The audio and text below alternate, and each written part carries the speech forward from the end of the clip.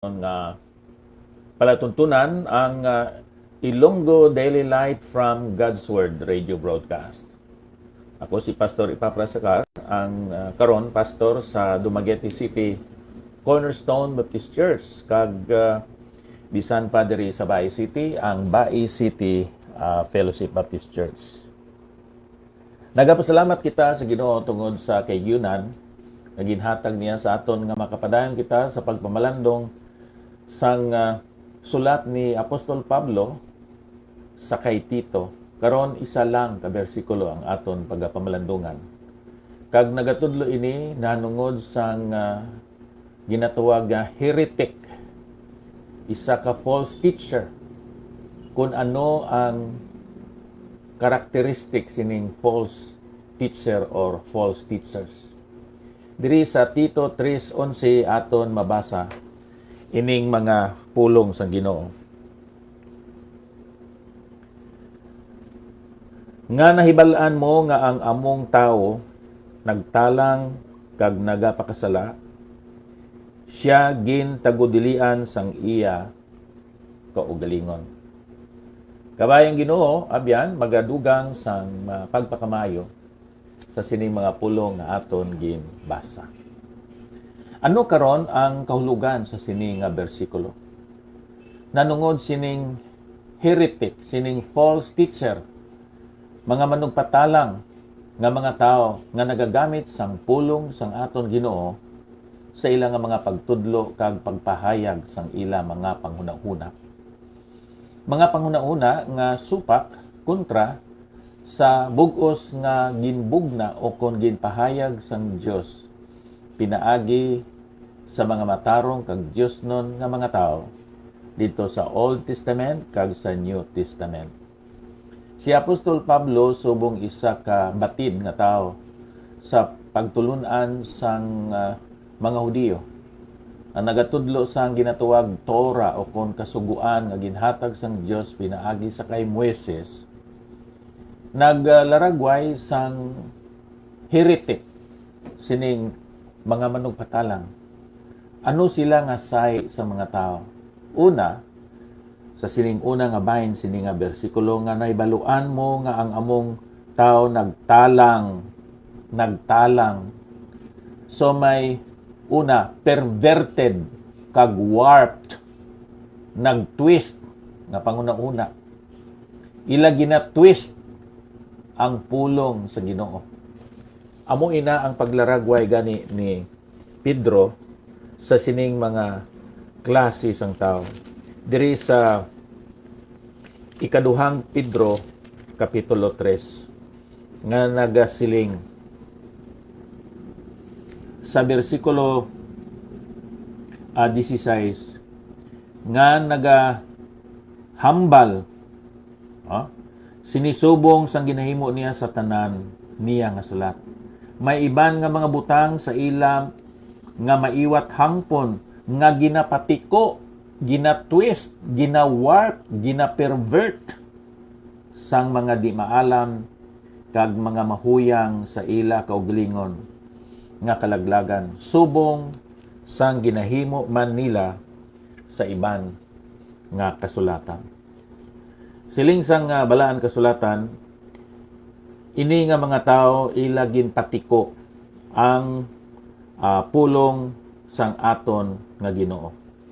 Ini nga mga tao kun aton usisaon, mga tao nga wala sing kahadlok sa Ginoo. Kay ang pulong sa Ginoo nga may authority, ila nga ginpatiko kag nga sila na ang may authority abi, no? Ining ilang nga ginhimo dire, ilang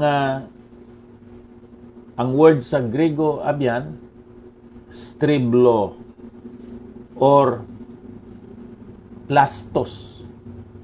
Ginapatiko do plastic. Inang word nga plastic naghalin sa plastos nga ang kahulugan mabend, mapataas, no, mapatiko. Ang pulong sa Ginoo ila ginapatiko Nga tungod sina ilang gintingwaan nga mapalutaw ang sayop nga mga pagtulunan. So they are perverted and warped in their thinking and brain. Ikadua, they are not merely perverted and warped in their thinking, but they are also proud and wicked. Sa ikadua nga bahin sa sini nga bersikulo.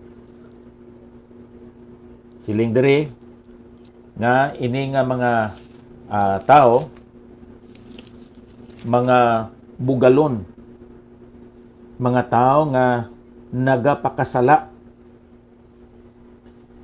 Ang ilang sala, ang gamot amo ang ilang pagkabugalon. Dili sila masiling naton nga nahimong inosente o ignorante sang kamatuoran. Nakabati sila sang kamatuoran. Pero tungod sa ilang nga bugal, ila ginpatiko ang kamatuoran kag nahimo na ini nga butig. Ila ginapatalang ang mga tao. So they are proud and wicked. And then ikatatlo sa katapusan diri nga bahin sang Tito 3:11, siya gintagudilian sang iya kaugalingon. So this person, this heretic is already punished and thus hopeless. Wala na gid sang paglaom para sa iya. Kay una, iya ginsikway ang kamatuoran si Ginoong Hesus. Kag ng tao magasikway sa persona, sa pagka-Diyos, sa pagka-Ginoo, sa pagkaagalon, sa pagkamakagagawom ni Ginoong Hesus, wala na sang paglaom para sa iya. Amo ina ang isa sang masubo nga mga hitabo nga ang tao giya ginsikway ang manluluwas, ang kahigayunan nga kuntani siya makaangkon sang kaluwasan, sang kasiguruhan, kag sang kabuhi nga wala sang katapusan. So the heretic, the false teacher, amo ini, he is perverted and warped in his thinking. He is proud and wicked in his intentions.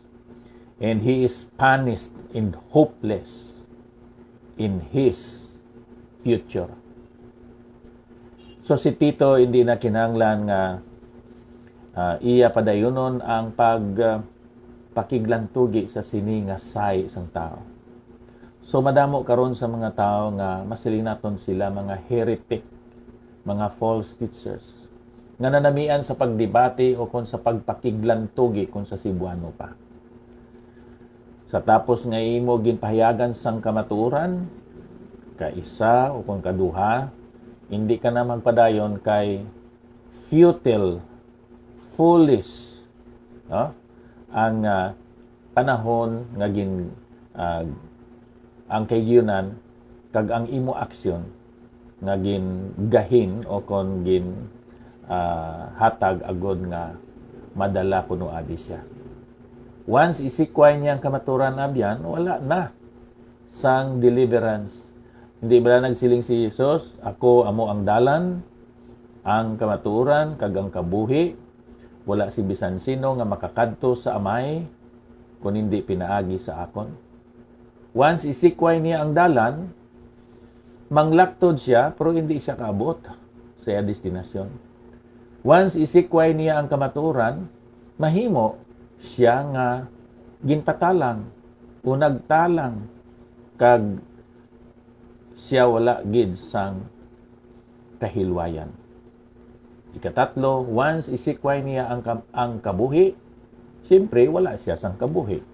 Kag amo ina ang masubo nga dangatan sa mga tao nga nagsunod sa sayop o kung hindi matuod ng mga pagtulunan. Sila mga tao nga ginpatalang sa sining mga heretics o false teachers who are perverted and warped in their thinking, who are proud and wicked in their intentions, who are punished and hopeless in their future. Salamat sa Ginoo nga ikaw matuod nga Kristohanon kag ako nakadawat nakabaton kay Kristo. May bulahan kag may masanag kita nga palabuton dira kay Kristo. Dios nga balaan madamo gid nga salamat sa imo nga pulong. Madamo gid nga salamat sang kahigyunan nga amon gin alot o kon gin gahin para nga matudlo ining balaan nga kasulatan. Ikaw lang, O Diyos, ang magapakamaayo sa mga nagapamati sini sa mga nagkalain-lain nga mga radio stations dira sa Negros Occidental. Kay sa ngalan ni Ginoong Hesus amon ini nga ginapangamuyo kabay pa. Nairel, salamat gid sa imo nga pag replay sining aton nga program karon. Akon nga pagpangamusta sa kay Elizabeth Amantoy Himoto nga naghatag sang iya nga comment. Kung mahimo, inyo ma-share ini abyan kamo nga pamati sini after sa sining pag-post nakon kag makabulig kamo sa palapnag sang maayong balita ni Kristo Jesus. Madamo gid nga salamat.